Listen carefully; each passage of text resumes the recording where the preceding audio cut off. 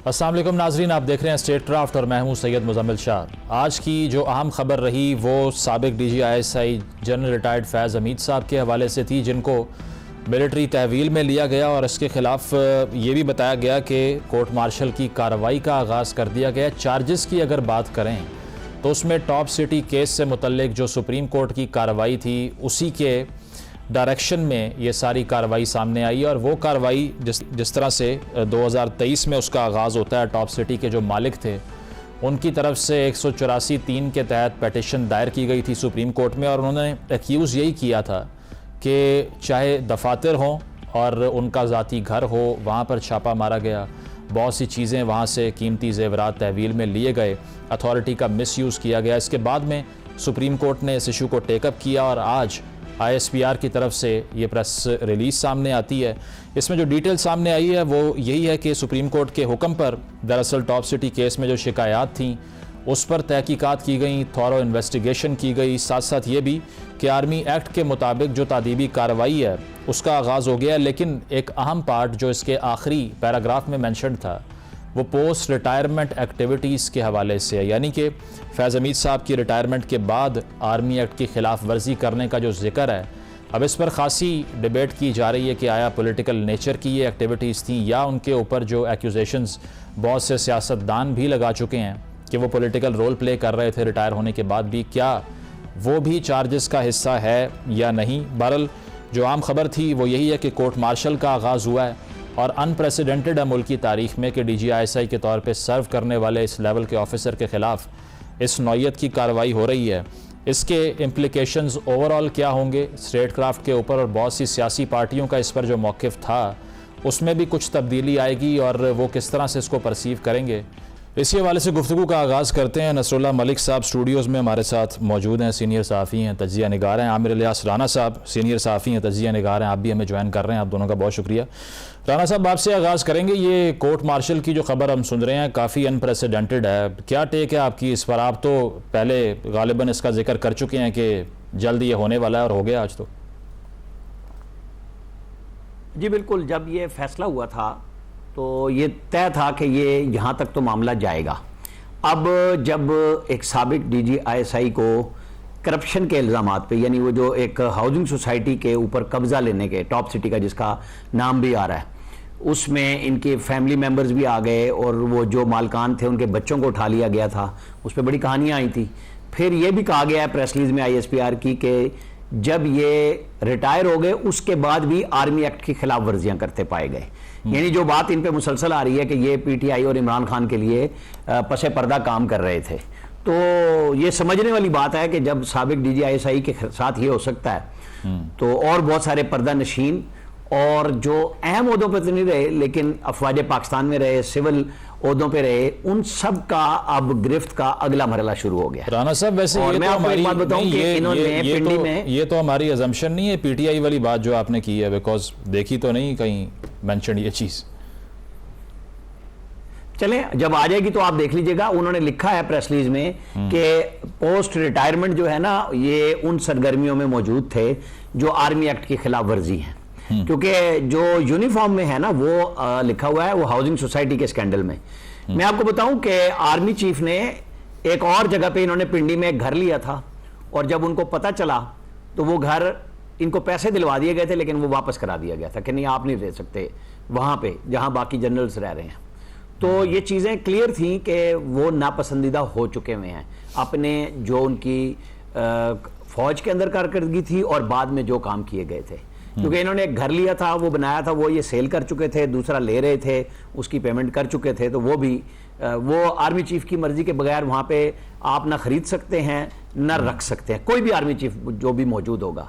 तो वो फिर इनको घर सरेंडर करा दिया गया था कि आप नहीं ले सकते वहां पे। ठीक, तो ये अब वो चीजें हैं जो पाक फौज बार बार कह रही है कि 9 मई पे जब उन्होंने अपने उस वक्त भी बता दिया गया था कि हमने टॉप 3 स्टार 2 स्टार 1 स्टार और नीचे ऑफिसर्स को फारिग किया था अपनी, उनकी जो आप कहें कि नाअहली कह लें, फ़राइज़ से गफलत बरतना कह लें, उस पे बहुत लोगों को सजाएं दी गई थी। लेकिन मसला आ रहा था कि जो सिविलियन अदालतों में, यानी इंसदाद दहशतगर्दी की अदालतों में जिनके वीडियोज मौजूद हैं वो सारे जमानतों पे हैं और बल उल्टा इंसल्ट की जाती है मुसलसल कि क्या सबूत हैं आपके पास, क्या शवाहिद हैं, और उसके ऊपर ये ब्रेक लगी हुई थी सारी की सारी। ठीक है मलिक साहब, ये मुझे याद है मुशर्रफ साहब के अगेंस्ट जब कार्रवाई का आगाज़ करने की हुकूमत जब नवाज शरीफ साहब की थी, उस दौर में बातें हो रही थी, बड़ा रिएक्शन आया इस्टेब्लिशमेंट की उस वक्त की क़यादत की तरफ से।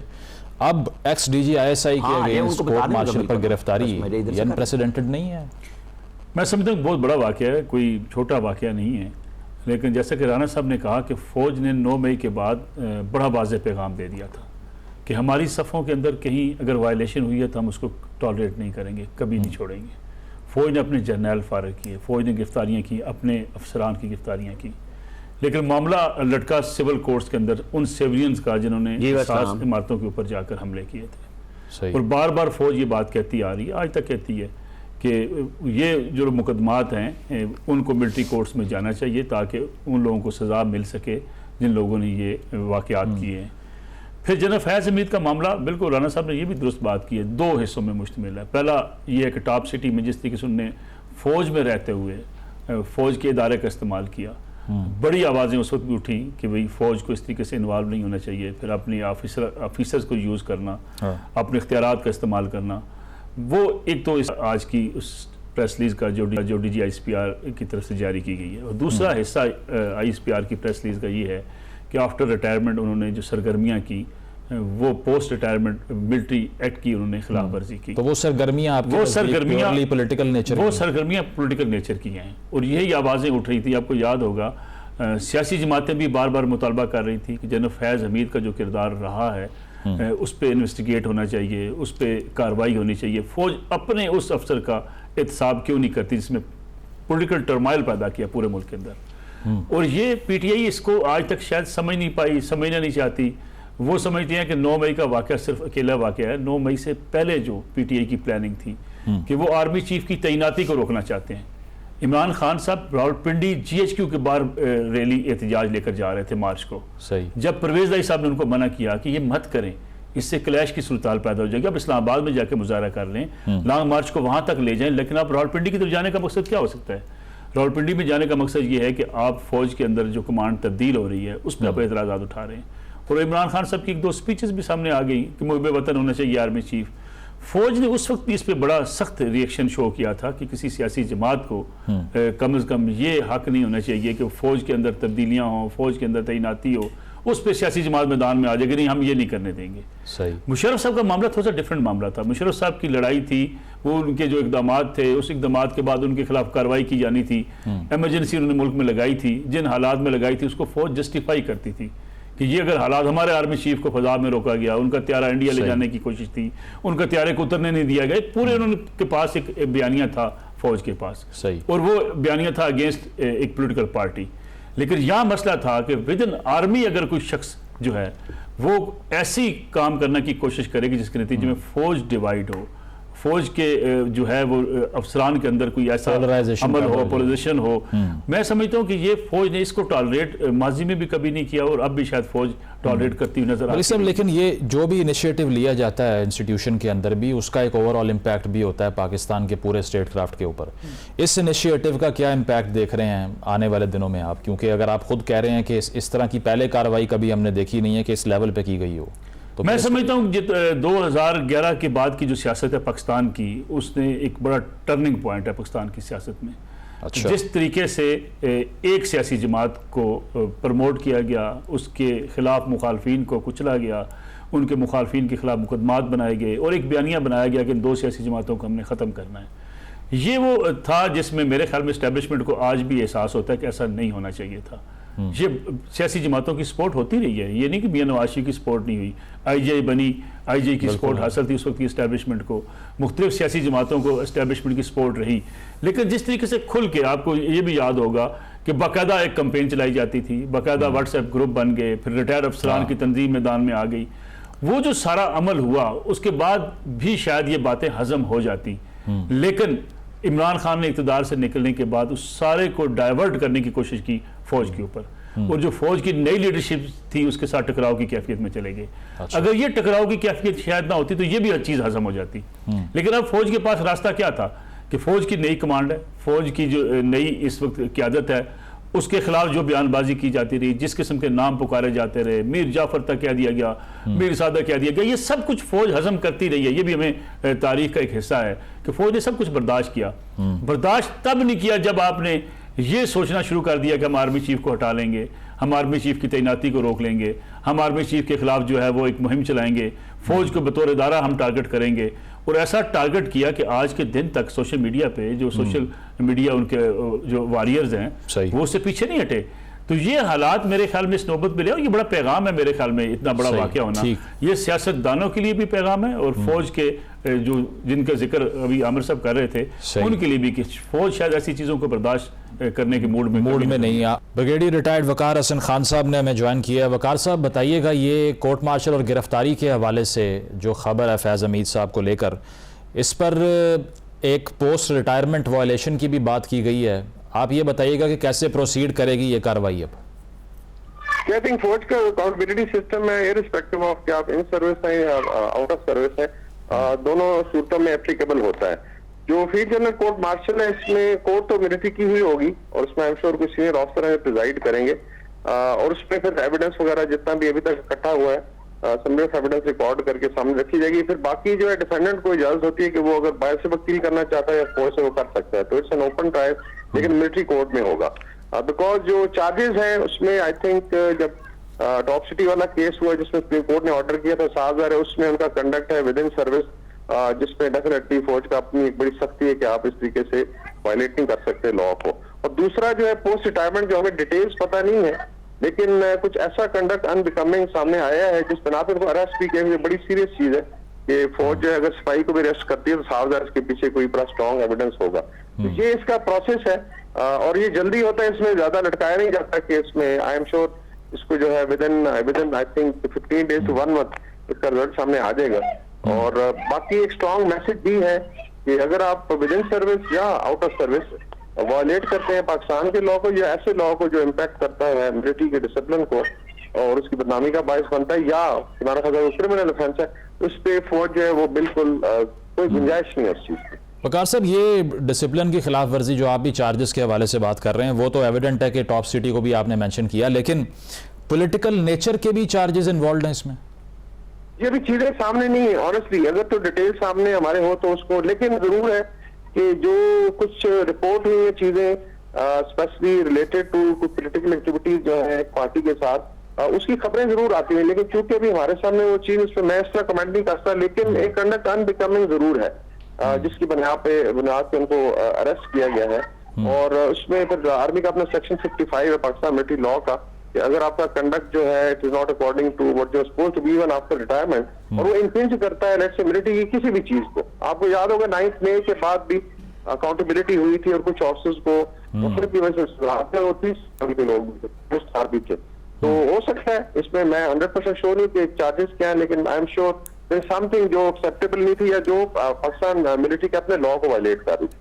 तो वकार साहब, इसके साथ ऑब्वियसली 9 मई को आपने मेंशन किया, तो अगर इस तरह की वायलेशंस हो रही थी उनकी तरफ से हो रही थी, तो और भी कोऑपरेशन के लिए कुछ लोग हो सकते हैं, ये दायरा कार वसी भी हो सकता है, या फिर द बक स्टॉप्स हियर, फिल वक्त जो है वो कार्रवाई फैज साहब के अगेंस्ट होगी?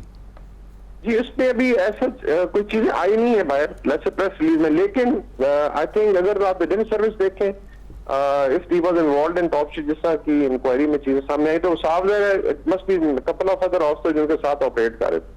और post retirement couple of other officers you said, हाँ उसमें, और इसी तरह पोस्ट रिटायरमेंट भी हो सकता है कि एक नेटवर्क हो जिसमें रिटायर्ड हो सकता है सर्विंग ऑफिसर। अभी मैं इस पे चूंकि मेरे पास एविडेंस ही है, कांट कमेंट, लेकिन आई एम श्योर अगर ये शुरू होगा फिर इनके एफजीसीएम में सिर्फ ये नहीं होगा, इसमें बहुत सारी चीजें निकलेंगी, क्योंकि एक तो उनके सामने एविडेंस रखा जाएगा जो समरी ऑफ एविडेंस है, और उसमें फिर चीजें जब आएंगी तो I am sure there must be some linkages या नेटवर्क जिसकी बात है तो प्रोसेस के दौरान काफी सारी चीजें बाहर आएंगी। तो आई एम श्योर अगर कोई पाया जाएगा तो उसको फिर छोड़ा नहीं जाएगा। वकार साहब, आखिरी सवाल आपसे, क्योंकि सहाफ़ियों के ज़राए होते हैं और ये खबरें पहले भी गर्दिश करती रही थीं, कुछ लोगों ने ये रिपोर्ट भी किया कि हाउस अरेस्ट का सोचा जा रहा है, ये कार्रवाई होगी, टाइमलाइन क्या है? ये कब रियलाइज़ होना शुरू हुआ रैंक्स को कि ऐसा कुछ हुआ? एविडेंस कब से आना शुरू हुआ? वो पॉइंट कौन सा था जब से ये आइडेंटिफिकेशन शुरू हुई कि वायलेशंस की गई हैं उनकी तरफ से? जी, जो पहले वाला था उस पर तो सुप्रीम कोर्ट ने ऑर्डर किया था, तो डेफिनेटली वो तो चूंकि एक बेसिकली सिविल ऑफेंस है, जो पोस्ट रिटायरमेंट है इसका मेरा ख्याल है अगर इसको देखा जाए तो 9th में ऑनवर्ड जो है हो अच्छा। सकता है उससे पहले भी कुछ इस तरह के धरने शरने थे कि उसमें कुछ चीजें पाई गई, लेकिन सारा चूंकि भी एयर से पे मबनी है, आप कहने के एक डिस्कोर्स है मीडिया में, लेकिन मेरा ख्याल है it is something related to 9th में और some activity like that 9th में के बाद जो पॉसिबल है। ठीक है, बहुत शुक्रिया। वकार हसन खान साहब मौजूद थे और उन्होंने यही कहा कि पॉलिटिकल नेचर की कुछ एक्टिविटीज़ थी और इस पर मज़ीद क्लैरिटी जब इसकी डिटेल सामने आएगी तभी लिखती है। मलिक साहब ये बताइए, ये जो अब जिस तरह हमने ब्रिगेडियर साहब से भी बात की है, अब इशू ये है कि अगर तहरीक इंसाफ प्रेशर टैक्टिक का इस्तेमाल कर रही है, आज के बयानात भी आप उठा के देख लीजिए कि वो ये कहते हैं कि अगर अदलिया में एक्सटेंशन हो गई या स्पेशल सीट्स का फैसला इम्प्लीमेंट उस तरीके से ना हुआ तो सड़कों पे हम आ सकते हैं। तो तहरीक इंसाफ का डिमीनर या उनका जो रवैया है वो तब्दील होता देख रहे हैं? मेरे ख्याल में तहरीक इंसाफ दोनों किस्म के बयानियाँ लॉन्च करती है। कभी तहरीक इंसाफ कहती है कि ठीक है हमें सबूत दे दिए जाए, हम माफ़ी मांगने को तैयार हैं। अलीमा खान जो इमरान खान साहब की बहन है, उससे ज़्यादा ऑथेंटिक बयान तो किसी का नहीं हो सकता। बाकी तो चलें सियासतदान अपने बयान देते हैं। अब उन्होंने कहा कि हमें फुटेज दिखा दी जाए या अगर हमारा कोई भी कारकुन मुलवस हुआ तो इमरान खान साहब पैगाम दे रहे हैं आर्मी चीफ आसिम मुनीर साहब को। दूसरी तरफ फिर कुछ दिन के बाद खान साहब बातचीत करते हैं, वो कहते हैं जी मैंने तो माफ़ी नहीं मांगी, मशहूद माफ़ी की बात नहीं हुई। मेरे ख्याल में पीटीआई ये खुद कंफ्यूज है, उसे समझ नहीं आ रही कि वो स्ट्रीट पर आकर अपना प्रोटेस्ट जो है वो कर सकती है या नहीं कर सकती, इसलिए वो अपने कार्ड्स फेंकते रहते हैं। इमरान खान साहब भी अपने कार्ड्स फेंकते हैं कि ठीक है अगर माफ़ी की गुंजाइश रहे तो मैं कह दूंगा कि जी मैंने बहुत पहले कह दिया। तो फ़ायदा हो रहा है इसका उनको? मेरे ख्याल में पीटीआई जो है इमरान खान साहब की गिरफ्तारी के बाद कोई बड़ा प्रोटेस्ट करने में खासतौर पर पंजाब में नाकाम रही है। इसलिए ये नहीं कहा जा सकता कि उन्हें कोई सियासी फ़ायदा हो सकता है। ये जो एक सोच थी इमरान खान साहब की गिरफ्तारी के बाद कि जी बहुत बड़ा एहतजाज होगा और पूरे मुल्क के अंदर हम पूरा जैम करके रख देंगे, मेरे ख्याल में टू सम एक्सटेंट पीटीआई इसमें तो फिर इस चीज़ में इतना शोर क्यों है कि ये हुकूमत जा रही है और अब इंटरव्यू शुरू हो गए हैं? अब शेख रशीद साहब ने कहा 20 सितंबर को टेक्नोक्रेटिक सेटअप आ रहा है, तो ये श्योरिटी कहाँ से आ रही है? अगर बात हो ही नहीं रही तो देखिए, एक तो सियासत है, सियासत इसी का नाम है कि इमरान खान साहब अपने कारकुनों को मोटिवेट रखें, पीटीआई अपने कारकुनों को मोटिवेट करती रहे कि जी बस 2 महीने हैं, 2 महीने गुजारें उसके बाद हम आने वाले हैं। अगर खान साहब ये कह दें कि हम नहीं आने वाले 5 साल के लिए, तो ये जो 4 बंदे निकलते हैं ये भी निकलना बंद हो जाएंगे। हमारे यहाँ इस सियासत को ये समझना मुजम्मिल साहब बड़ा ज़रूरी है कि हमारे यहाँ ये कहा जाए कि बिल्कुल लोगों को उम्मीद की किरण नज़र ना आए और वो सियासी मैदान में सपोर्ट करें, ऐसा होता नहीं है। क्योंकि मजमूई तौर पे सियासी जो हमारी रवश है वो यही है कि जिसके बारे में ये पता चल जाए कि इसका तो कुंडा ख़त्म हो चुका है, उसके पीछे लोग परसेप्शन बन जाती है। तो मेरा ख्याल नहीं है कि ऐसा, लेकिन सियासतदानों को ये बात कहनी चाहिए कि बस हम आ रहे हैं, अगले 2 महीने बाद आ रहे हैं, साल बाद आ रहे हैं। शेख रशीद साहब का मामला कुछ थोड़ा सा डिफरेंट है। शेख रशीद साहब के लिए दरवाज़ा जो है वो गेट नंबर 4 ना कर करके थक गए हैं, वो बंद हो चुका है। अच्छा, उन्होंने बिल्कुल उनको जो गिला भी इस बात को आज भी कर रहे थे जी कि मुझे इस बात में दुख है कि मुझे जो है वो उठा लिया गया, मुझे गिरफ्तार किया गया, क्योंकि मैं तो हमेशा से गेट नंबर 4 का जो है वो ताबेदार रहा हूँ। तो मेरे ख्याल में कुछ लोगों के दरवाजे बंद हैं, वो पैनिक में हैं, वो अगर दरवाजे खुल जाएं तो ये अभी दौड़ लगा के जाने को तैयार है। अच्छा, अब मसला ये है कि फौज ने कुछ चीज़ों के बारे में डिसाइड कर लिया है कि इन लोगों से बातचीत हो सकती है, इनसे बातचीत नहीं हो सकती। उसमें कुछ सियासतदान भी ऐसे हैं, अलबत्ता ये ख्वाहिश ज़रूर है लोगों की, क्योंकि महंगाई है, बिजली के बिलों में इजाफा है, फिर खास तौर पे आम आदमी की मुश्किलात में बहुत इजाफा है। मैं ये पूछ रहा था कि हुकूमत का मूड फिर कैसा है, क्योंकि अगर इरफान सिद्दीकी साहब ने अभी मंसूर अली शाह साहब की जो खिताब था उस पर रिस्पांस दिया, उन्होंने कहा मुबहम आर्टिकल्स अगर आप ही क्लैरिफाई करते रहेंगे, कानून साजी तो हमारा काम है, तो ये कन्फ्रंटेशन जो हुकूमत अदलिया के साथ ले बैठी है ये सस्टेन करेगी? मेरे ख्याल में वहाँ भी थोड़ा सा मामला है हुकूमत के लिए। सुप्रीम कोर्ट का जिस वक्त रेशो है जज साहिबान की, उसमें मुश्किलात हैं हुकूमत के लिए। हुकूमत को ये डर है कि कुछ ऐसे फैसले उनके जो खिलाफ आते हैं, लेकिन ये सारी चीज़ें मेरे ख्याल में वक्त गुजरने के साथ साथ मैनेज हो जाएंगी। अच्छा, ऐसा नहीं होगा कि ये लड़ाई बहुत ज़्यादा बढ़ेगी, बयानात की हद तक बयानबाजी होती रहेगी। मंसूर अली शाह साहब चीफ जस्टिस साहब हैं, उनके बयानात को भी आप ज़रा इस पैराए में देखिएगा, वो coming chief justice of Pakistan है। उनको ये इस वक्त उनकी ये थोड़ी सी हार्श लैंग्वेज उनको सूट इसलिए करती है कि अगर कहीं ये खदशा मौजूद है कि अगर मौजूदा चीफ जस्टिस एक्सटेंशन ले जाते हैं, या वो उनकी मुद्दत मुलाजमत में तोसी कर दी जाती है, तो मंसूर अली शाह साहब का चांस तो खत्म होता है। इसलिए उनको इस स्टांस पे रहना उनके लिए भी ज़रूरी है कि वो ऐसा माहौल बनाकर। वैसे उन्होंने कहा मुझे कायम मुकाम ना कहें आप। लेकिन ख्वाहिश तो उनकी ये है ना कि चीफ जस्टिस ख्वाहिश, जी। बल्कि क्या वो समझते हैं कि उनको चीफ जस्टिस होना Seniority चाहिए, और वो। सीनियरिटी के लिहाज से बनते भी वो हैं। लेकिन जब भी एक्सटेंशन किसी की अगर होती है तो पिछला जो है वो सुपरसीड हो जाता है। ये सही। मुश्किलात हैं, इसलिए उनकी बयानबाजी में आपको थोड़ी सी जो हिद्दत नजर आती है उसकी एक बुनियादी ये वजह है। वजह ठीक है। तो नाज़रीन, देखना यही है कि इस नौइयत की कार्रवाई जो कि इससे पहले की नहीं गई मुल्की तारीख में, इसके अब सियासी पार्टियों के बयानिए पर क्या असरात होते हैं। बहुत बहुत शुक्रिया आमिर इलियास राना साहब और नसरुल्लाह मलिक साहब हमारे साथ मौजूद थे। एक ब्रेक शामिल करेंगे, ब्रेक के बाद वापस आते हैं। Stay with us.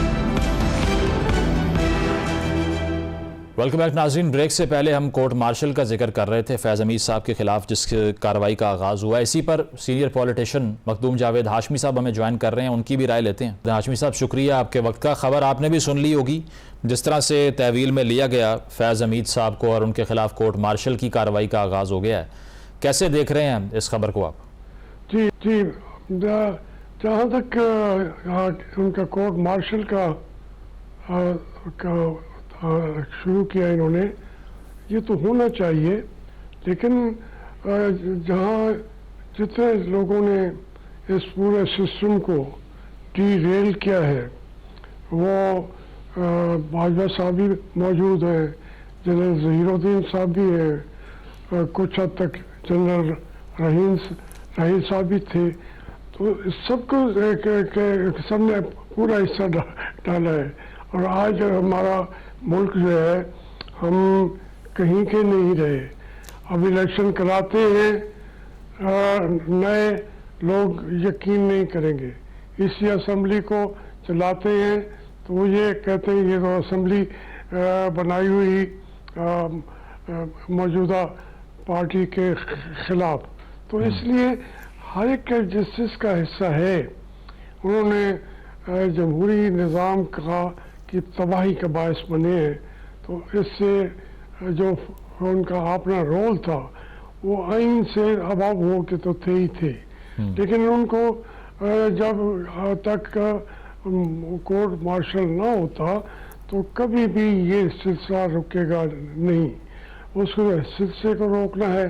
जो भी मुलविस हो इसके अंदर उनको सजा भी मिलनी चाहिए, बल्कि कोर्ट मार्शल का की जो प्रोसीडिंग्स हैं वो भी पब्लिक होनी चाहिए। पूरा मीडिया को बिठा के करें, एक एक बात सामने आए, तो मैं तो उसको बहुत अप्रिशिएट कर रहा हूँ।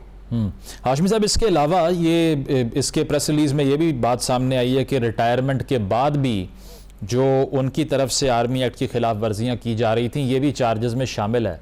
तो आप समझते हैं कि जो सियासी या पॉलिटिकल नेचर की एक्टिविटीज़ थी, दरअसल उस वजह से भी ये कार्रवाई रिजल्ट की है उनके अगेंस्ट? देखिए, ये फिर उनका सेलेक्टिव हो जाए वो फिर इनकी मर्जी है। बस जो हमारी मौजूदा इस वक्त कंट्रोल करने वाली, जिसको मुक्तदरा कहते हैं, ये उनका वैसे आपस का ये आर्मी के जो भी असूल हैं, लेकिन इसकी खिलाफ वर्जी तो दूसरे दिन शुरू कर दी जनरल पाशा ने भी। जनरल ज़हीरुद्दीन ने रिटायर होने के बाद भी वो तो क्या भी बाद में शायद तहरीक इस्तिक़लाल में गया था। कहाँ कोई जहाँ भी है, उसने अगर पॉलिटिक्स में हिस्सा लिया है 2 साल पहले, वो जरूर उसमें सजा दे। लेकिन जो कुछ उसने डिप्टी जो कुछ तबाही लाए हैं और उसके अंदर आइन के परखचे उड़ा दिए हैं, तो उसका भी तो वो ज़्यादा इम्पोर्टेंट था। एक मसावी तरीके से करें, जिसने मैं तो कहता हूँ जो उन्होंने एसेट्स बनाए हुए हैं, उन एसेट्स को भी सामने लेके आए। तो ये एक अगर उनको अपने उस फोरम को मुतारिक कर रहे हैं तो खुशी की बात है, लेकिन उसके अंदर भी नजर आना चाहिए कि ये वजूहात हैं, इन्होंने मुल्क के आइन की खिलाफ वर्जियां भी की थी, वो फिर जाके कौम मुतमईन होगी। हाशमी साहब, लेकिन ये तो आप एक्सेप्ट करेंगे ना कि दरअसल अगर ये कार्रवाई शुरू हुई है और मज़ीद शख्सियात जिनके आप नाम ले रहे हैं उनके खिलाफ फिल वक्त नहीं हुई, तो एक प्रेसिडेंट तो सेट हुआ है ना, क्योंकि इतने सीनियर पोजीशन पर एक पर्सनालिटी सर्व करके जाती है, DGISI वो रहते हैं, तो एक प्रेसिडेंट तो बन गया कि कार्रवाई हो सकती है इस लेवल पे सर्व करने के बाद भी? देखिए, मैंने तो शुरू में कह दिया है कि मैं इसको अप्रिशिएट कर रहा हूं, लेकिन जब दूसरी प्रेस रिलीज के मामला पढ़ते हैं तो फिर ये हो जाता है कि ये कोई पर्सनल लॉयल्टीज और डिसलॉयल्टीज का इशू ना बन जाए। हाशमी साहब, आपने ये कॉन्स्टिट्यूशन की बात की ना, इस पे तो हुकूमत अब ये समझती है कि दरअसल री राइटिंग तो अदलिया की तरफ से हो रही है। इरफान सिद्दीकी साहब ने भी ये बात की, फिर पार्लियामान के अंदर भी लेजिस्लेशन आ गई, रेट्रोस्पेक्ट में उस पर अमल करवाने की बात की जा रही है। तो अब अगर स्पेशल सीट्स मखसूस नशिस्तों के फैसले के ऊपर इलेक्शन एक्ट में ही तरमीम कर दी गई है, तो हुकूमत तो ये कह रही है कि कानून साजी का इख्तियार हमारा है, इसमें तो आप इंटरफेयर ना करें। इस मौक़िफ़ पर क्या समझते हैं आप कि ये कन्फ्रंटेशन है, इसका रिजल्ट क्या होगा? देखिए, जो आइन का ABC भी जानता है वो ये बात नहीं कहेगा री राइटिंग ऑफ द कॉन्स्टिट्यूशन किया उन्होंने। हमारी आला अदलिया को एक, जैसे कहते हैं, इनहेरेंट एक उनका पैदाइशी हक होता है और उसके जरिए बल्कि वो आइन बनाने वाला अदारा भी बन जाता है। मैं उस हद तक अभी नहीं जा रहा, लेकिन एक स्टेज आती है कि वो जहाँ खामियां हैं इंसाफ फराहम करने के लिए उनको वो रीराइट भी कर सकता है। ये एक अजीब सी जाहिलाना आर्गुमेंट्स हैं। हमारी सुप्रीम कोर्ट ने जो फैसला किया वो आइन के मुताबिक है, आइन में ही उनको इसकी इजाजत दी गई है और उसके लिए वो बातें कर रहे हैं जिसको सुन के आदमी हंसे ना तो क्या करे।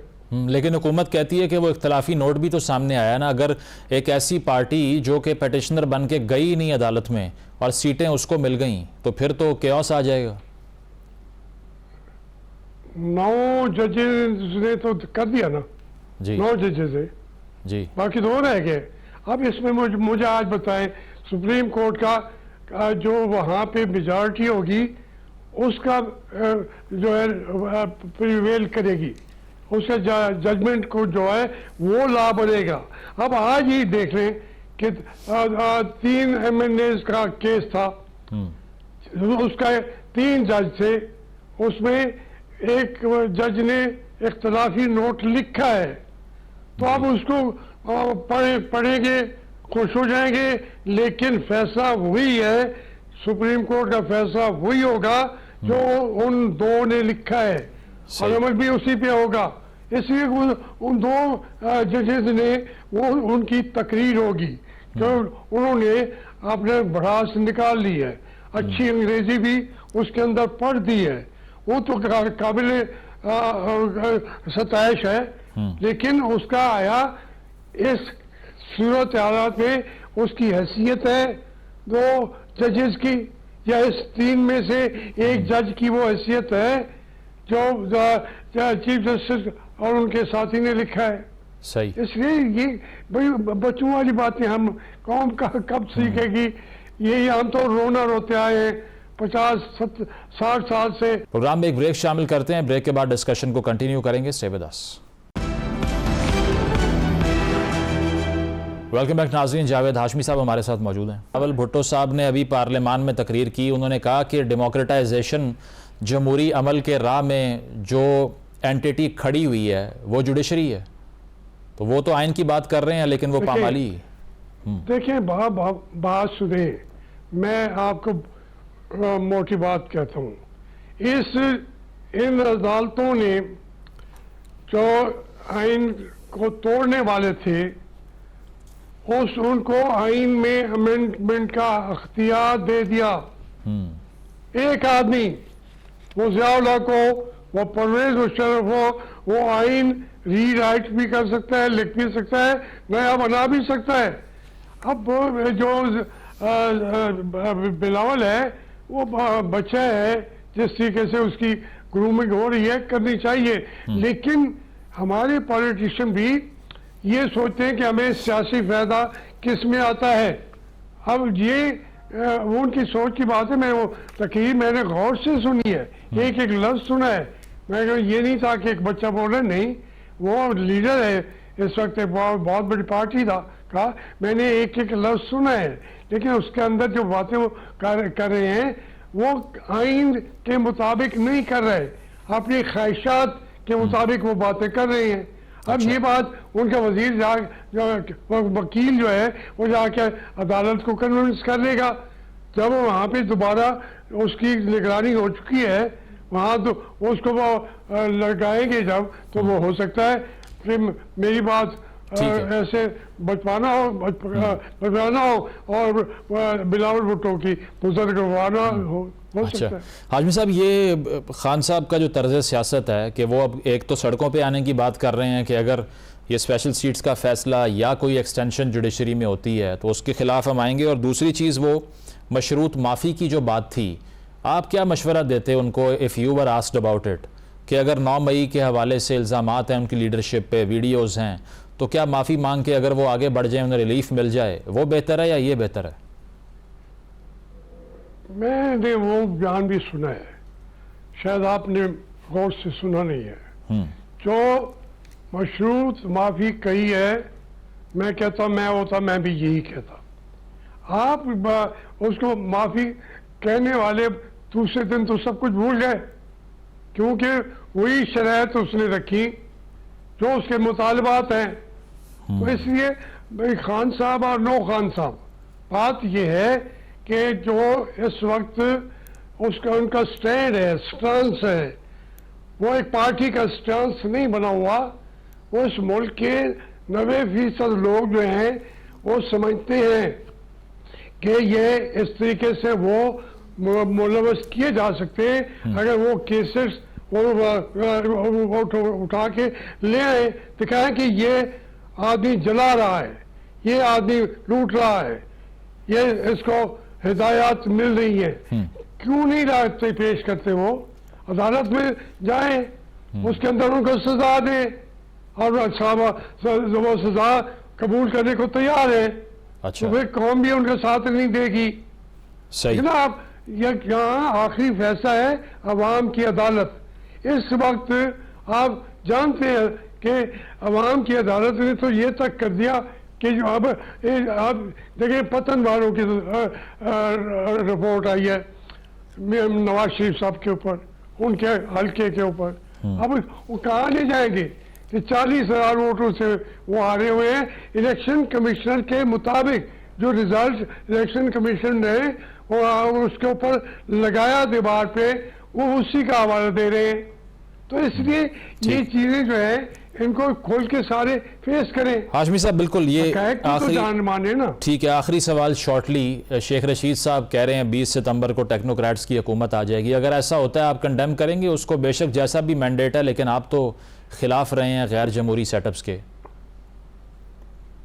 नहीं, शेख रशीद साहब जो फरमाते हैं वो उनके फरमूदात का मैंने कभी कोई सीरियस नहीं लिया, और कौम भी इतना सीरियस नहीं लेती। मैं उसके ऊपर कोई लंबी बात क्या कहूँगा। ठीक है, बहुत बहुत शुक्रिया। मखदूम जावेद हाशमी साहब मौजूद थे, उनका कहना यही था कि अवाम की तरफ से जो फैसला किया जाएगा उस पर भी नज़र रखनी पड़ेगी इस हुकूमत को, और अगर ये कन्फ्रंटेशन ये हुकूमत कर रही है तो इनका जो अदलिया के हवाले से मौक़िफ़ है, हाशमी साहब ने यह कहा कि उसमें कोई जान या कोई एविडेंस की ताकत मौजूद नहीं है। एक ब्रेक शामिल करते हैं, ब्रेक के बाद वापस आएंगे। Stay with us.